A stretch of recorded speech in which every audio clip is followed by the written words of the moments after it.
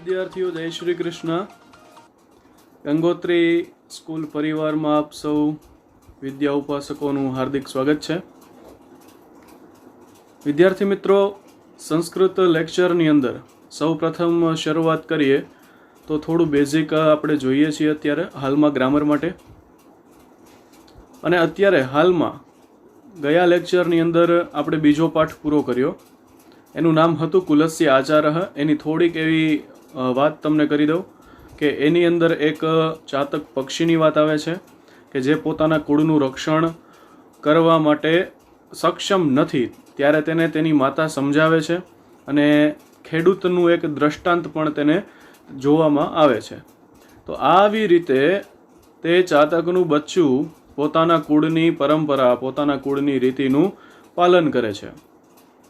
ચાતક પક્ષીની વિશેષતા એ હોય છે વિદ્યાર્થીઓ કે તે ચાતક પક્ષીઓ હંમેશા વરસાદનું જ પાણી પીવે છે, તળાવનું, નદીનું પાણી પીતા નથી. એટલે જ્યારે સિઝન આવે, ચોમાસાની શરૂઆત થાય ત્યારે ચાતક પક્ષી પાણી પીવે છે, ત્યાં સુધી પાણી પીતા નથી. આ પક્ષીની એક વિશેષતા છે. પરંતુ તેનું નાનું બાળક એ સહન નથી કરી શકતું અને પાણી પીવાની હઠ પકડે છે. ત્યારે રસ્તામાં જતાં જતાં એને એક ખેડૂત અને તેનો પુત્ર દેખાય છે. ખેડૂત મરણ પથારીએ હોય અને ત્યારે જ એનો દીકરો એની બાજુમાં ઊભો ઊભો કહે છે કે પિતાશ્રી, મને રસ્તામાં આવતો હતો ત્યારે એક ધનથી ભરેલી પોટલી મળી. મેં હાથ લંબાવ્યો પણ ત્યાં જ મને તમારા વાક્યો યાદ આવી ગયા કે કોઈનું પડેલું ધન ઉપાડાય નહીં, એ આપણા કુળની રીતિ નથી. તો આ વાત પરથી ને ચાતક બાળે એ શીખ લીધી કે પોતાના કુળની પરંપરા જાળવવી એ કેટલું મહત્વનું છે. તો આવી રીતે આપણે પણ આપણા કુળની પરંપરા જાળવવી એ વાત આ પાઠમાં કરેલી હતી. એની પહેલાં આપણે પાઠ જોયો જેની અંદર 3 શ્લોક હતા અને 3 મંત્રો હતા. વિદ્યાર્થીઓ, શ્લોક અને મંત્રની અંદર ઘણો ફેર પડે છે.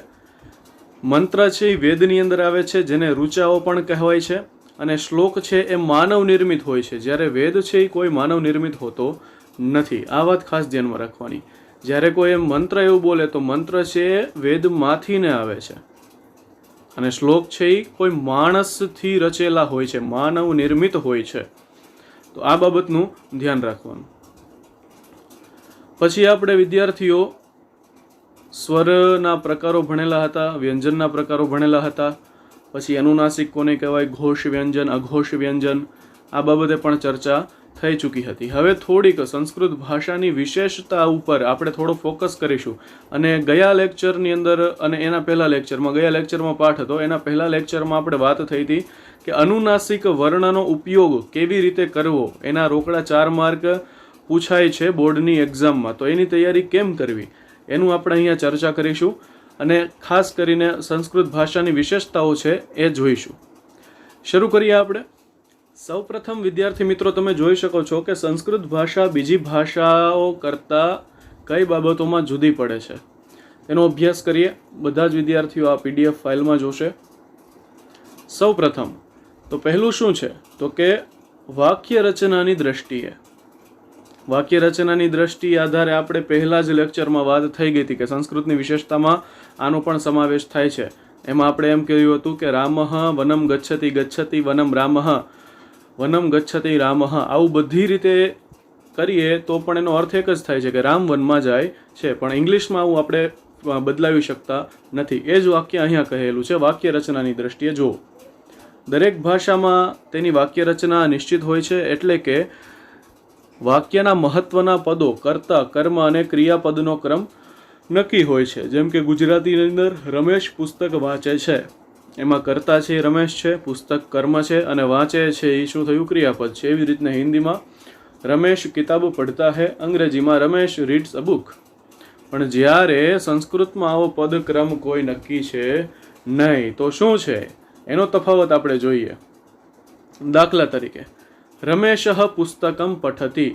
રમેશઃ એટલે રમેશ, પુસ્તકમ એટલે પુસ્તક અને પઠતી એટલે કે વાંચે છે. પુસ્તકમ પઠતી રમેશઃ. પુસ્તકમ એટલે પુસ્તક, પઠતી એટલે વાંચે છે અને રમેશ એટલે રમેશ. પઠતી રમેશઃ પુસ્તકમ, રમેશઃ પઠતી પુસ્તકમ. આ બધા જ વાક્યો વિદ્યાર્થીઓ અલગ અલગ રીતે મૂકેલા છે, પણ આનો અર્થ શું થશે? રમેશ પુસ્તક વાંચે છે.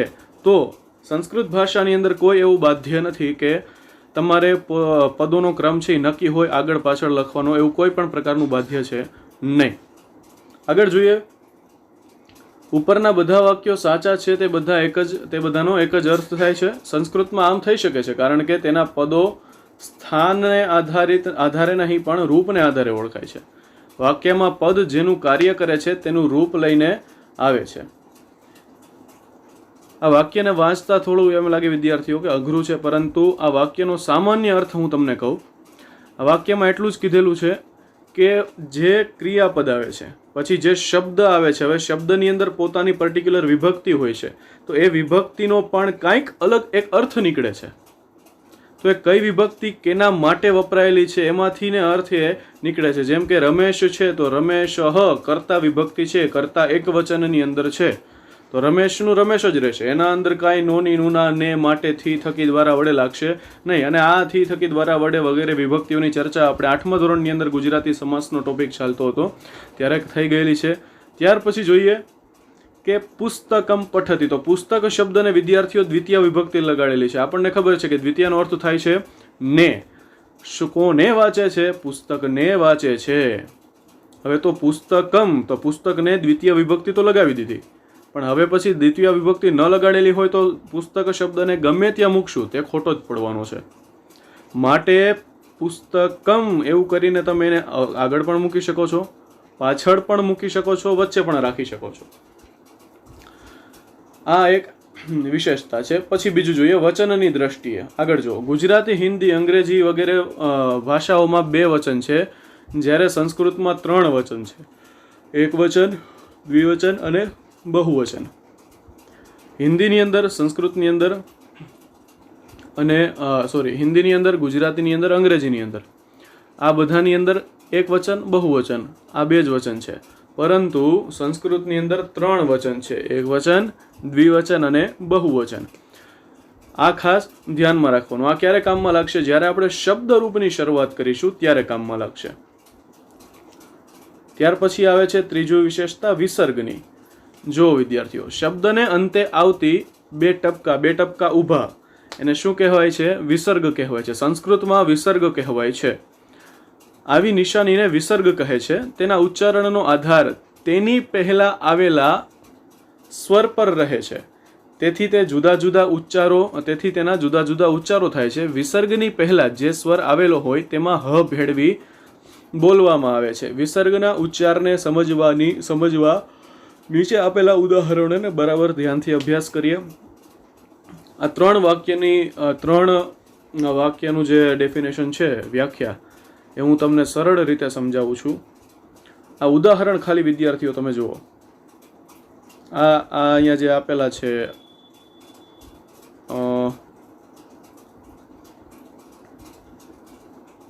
આને જોવાની જરૂર અત્યારે નથી, ખાલી અહીંયા ધ્યાનમાં રાખો. આ જેટલા ઉદાહરણ આપેલા છે ને,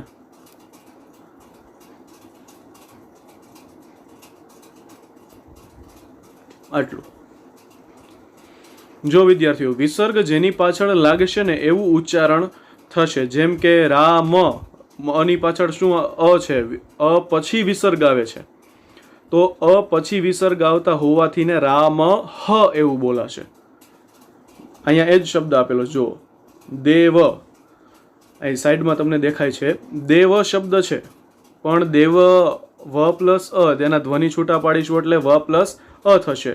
તો અની સાથે વિસર્ગ જોડાયેલો છે, અ પ્લસ પછી વિસર્ગ છે, તો એને કેવી રીતે ઉચ્ચારણ કરવું? તો કે અહ એવી રીતે ઉચ્ચારણ થશે. હકાર જેવું નીકળશે. હ નહીં નીકળે ચોખ્ખો, પરંતુ શું નીકળશે? હકાર જેવો અવાજ અંદરથી ને એક હવા બહાર નીકળશે. હ દેવ હ. આ જ પ્રમાણે વિદ્યાર્થીઓ બીજું જુઓ. હવે એ બહુવચનમાં હોય તો વધારે દેવા એવો શબ્દ હોય તો અહીંયા દેવાની બદલે આપણે રમા લઈ લઈએ, જેથી કરીને આપણને સમજાય. રમા, રમ પ્લસ આ એવું અહીંયા ધ્વનિ છૂટા પડશે. તો વિદ્યાર્થીઓ રમ પ્લસ આ અને એની પછી વિસર્ગ લાગેલું છે એટલે આ પછી વિસર્ગ, એના પછી આ હા, એવી રીતે એનું ઉચ્ચારણ થશે. એવી જ રીતે અહીંયા કરેલું છે દેવા હા. હવે જો વિસર્ગ કેની પાછળ લાગેલો છે એ પ્રમાણે એનું ઉચ્ચારણ થશે. અકારની પાછળ છે એટલે અહ, આકારની પાછળ છે એટલે આહા. હવે ઈકારની પાછળ વિસર્ગ હોય તો શું થશે? ઈહી. એટલે જ તે કવિની પાછળ લાગીને શું થયું? ઈહી. અને એ જ પ્રમાણે દીર્ઘ શબ્દ, આપણે વિદ્યાર્થીઓ હ્રસ્વ દીર્ઘ અને પ્લુત આ ત્રણ સ્વરની ચર્ચા આની પહેલાના લેક્ચરમાં કરેલી છે, પહેલા બીજા ત્રીજા લેક્ચરની અંદર. આમાં જો નદી શબ્દ આપેલો છે તો નદી શબ્દમાં દીર્ઘ છે તો હવે એને લંબાવવું તો પડશે જ. લંબાવીને પછી છેલ્લે એને વિસર્ગ લગાવવાનો થશે. એટલે કે નદી પ્લસ વિસર્ગ, એટલે કેમ બોલશું આપણે? નદી. આવી રીતે આનું ઉચ્ચારણ થશે. તો આ બાબતને ધ્યાનમાં રાખવાની. પછી આગળ એ જ પ્રમાણે છે, ઉકાર હોય તો ઉહુ થશે, દીર્ઘ ઉકાર હોય તો ઉહુ એવું થશે. પછી એકાર હોય તો એહે થશે, એ બધાના ઉદાહરણ છે અહીંયા. ઐકાર હોય તો ઐહી એવું થશે, ઓકાર હોય તો ઓહો એવું થશે, અને ઔકાર હોય તો ઔહુ એવું પણ થઈ શકે. અહીંયા નીચે એનું ઉદાહરણ આપેલ નથી. રઘુહુ ધેનુહુ કવેહે દેવૈહી ભાનોહો, આ બધું જ આપણે ખાસ કરીને ઉદાહરણ રૂપે જોવાનું છે, કારણ કે આ તમને નહીં ફાવે આટલી વસ્તુઓ.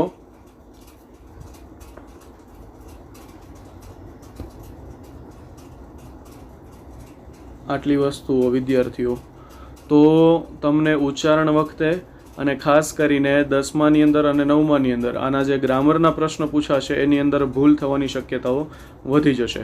એટલા માટે આ જે આપેલા છે અહીંયા તમને સાઈડમાં દેખાય છે, એનું ધ્યાન રાખી અને સરખું સમજવાનું. હવે આગળ જોઈએ. અનુસ્વારને બદલે અનુનાસિકનો ઉપયોગ. આજનો આપણો મુખ્ય ટોપિક આ છે, અનુસ્વારને બદલે અનુનાસિકનો ઉપયોગ. આ બધા તો નાના નાના સમજાય જાય એવા ટોપિક છે, પરંતુ હવે આપણે અનુનાસિક વર્ણનો ઉપયોગ કઈ રીતે કરવો એ જોઈએ. તો વાંચો. સંસ્કૃતમાં અનુસ્વારને બદલે અનુનાસિકનો ઉપયોગ થાય છે, તે માટે નીચેનો નિયમ ધ્યાનમાં રાખવા જરૂરી છે.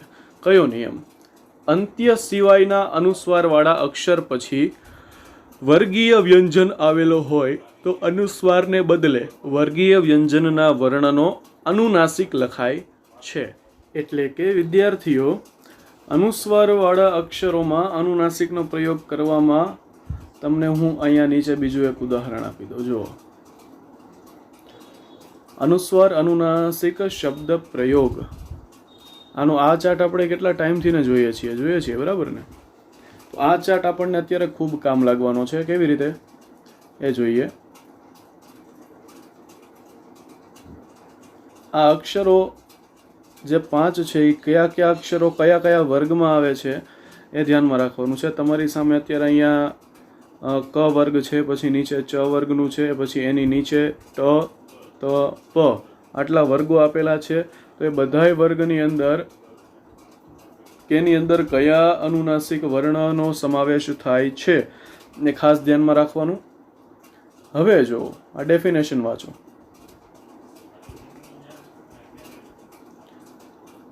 કોઈ પણ શબ્દ જો અનુસ્વાર વાળો હોય અને તે અનુસ્વાર પછી જે તે વર્ગનો વર્ણ આવતો હોય તો તે વર્ગનો અનુનાસિક વર્ણ અનુસ્વારને બદલે ઉપયોગમાં લેવાય છે.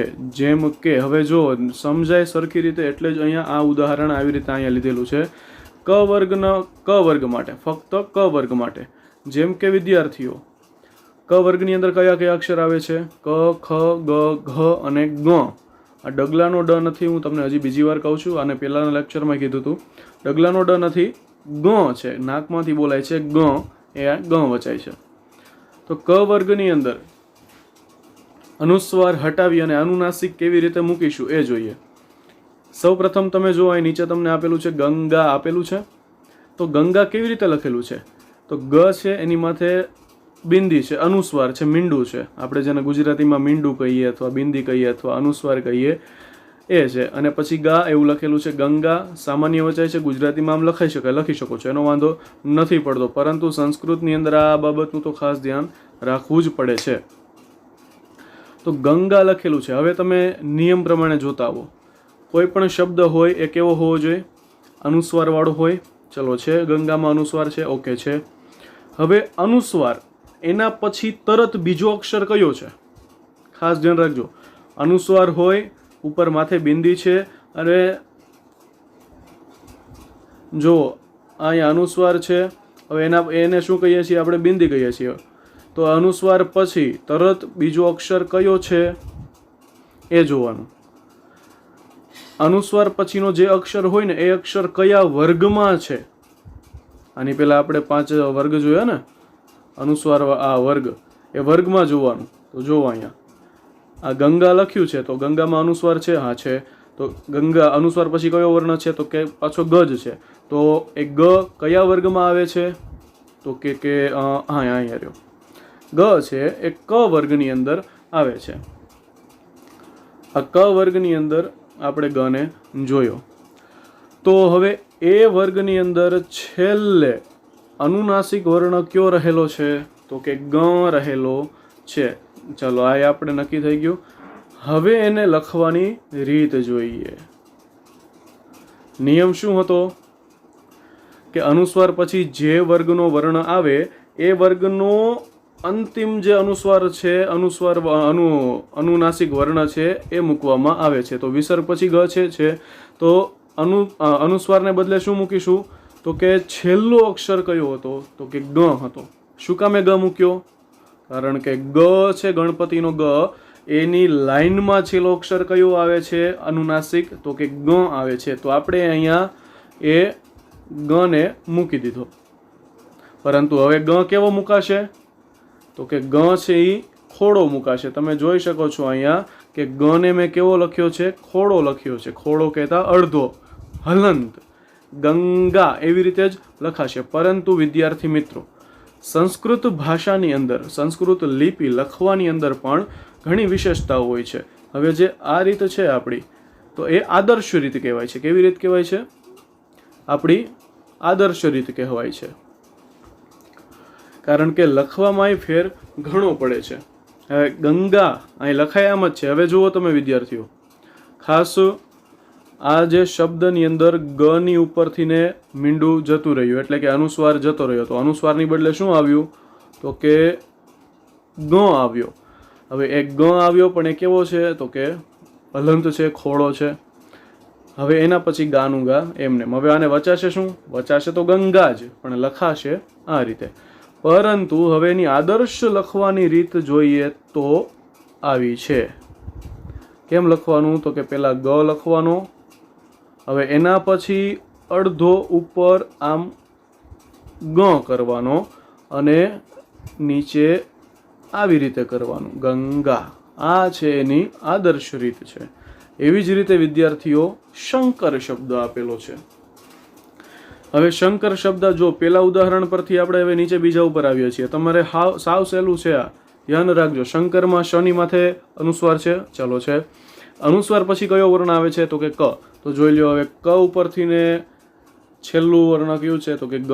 તો ચલો હવે અનુસ્વાર પછી વર્ણ કયો છે? તો કે ક છે. તો ક ની લાઈનમાં છેલ્લો કયો આવતો હતો? તો કે ગ આવતો હતો. તો હવે અનુસ્વાર નીકળીને શું મૂકી જશે? ગ મુકાઈ જશે. પણ કેવો મુકાશે? હલંત મુકાશે, ખોડો મુકાશે. પરંતુ એને લખવાની રીત કેમ? જેમ આપણે ગંગા લખ્યું એવી રીતે શંકર. તો આ એની આદર્શ રીત કહેવાય.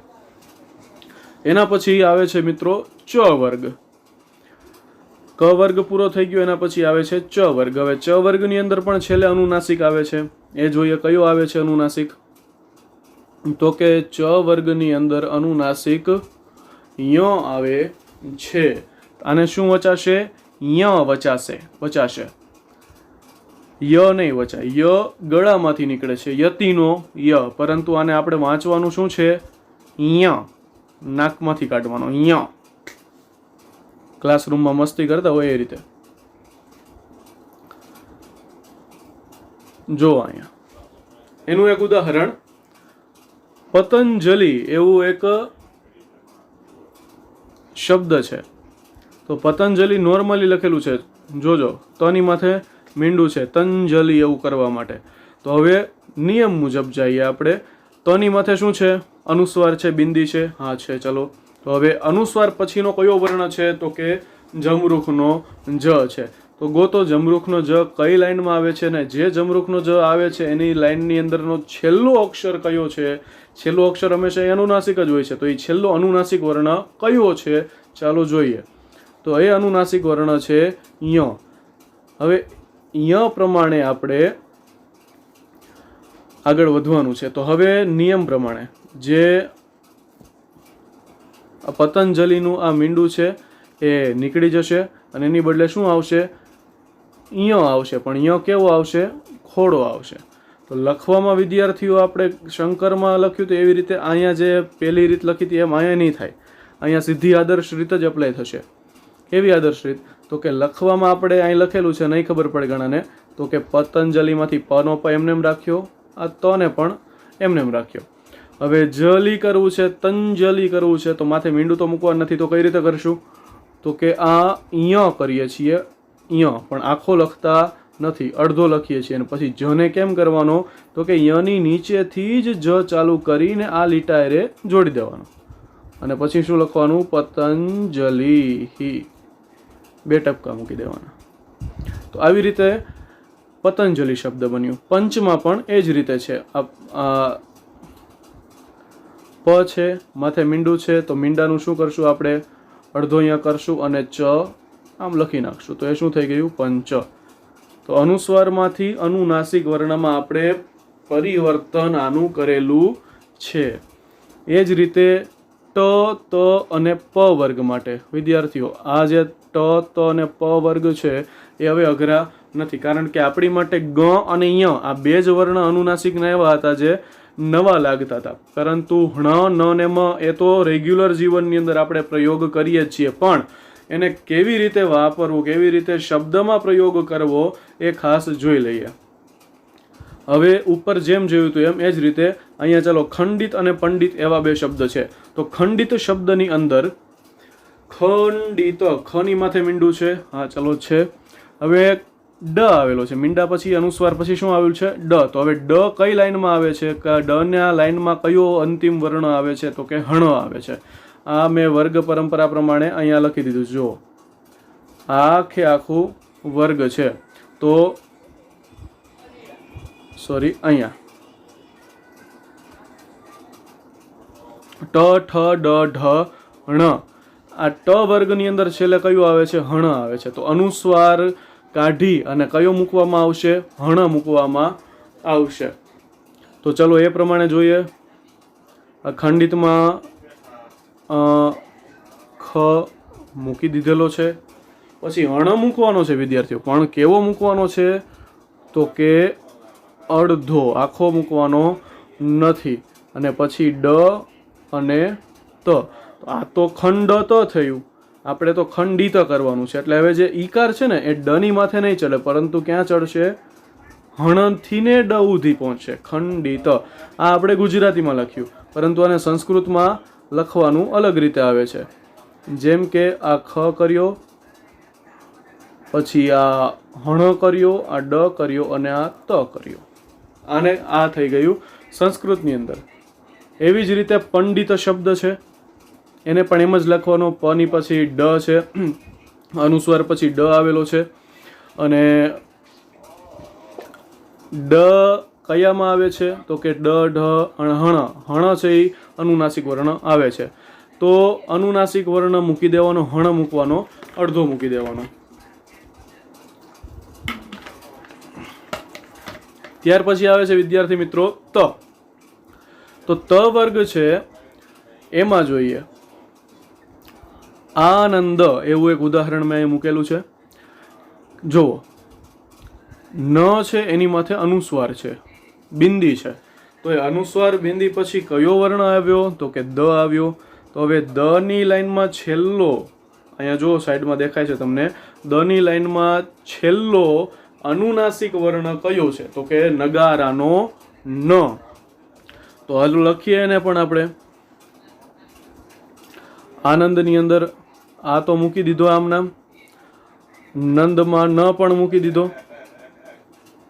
હવે અનુસ્વાર છે એને ઉતારવાનો છે. છેલ્લો વર્ણ કયો હતો? અનુસ્વાર પછી દ છે, તો દ ની લાઈનમાં છેલ્લે કયો આવે છે? તો કે ન.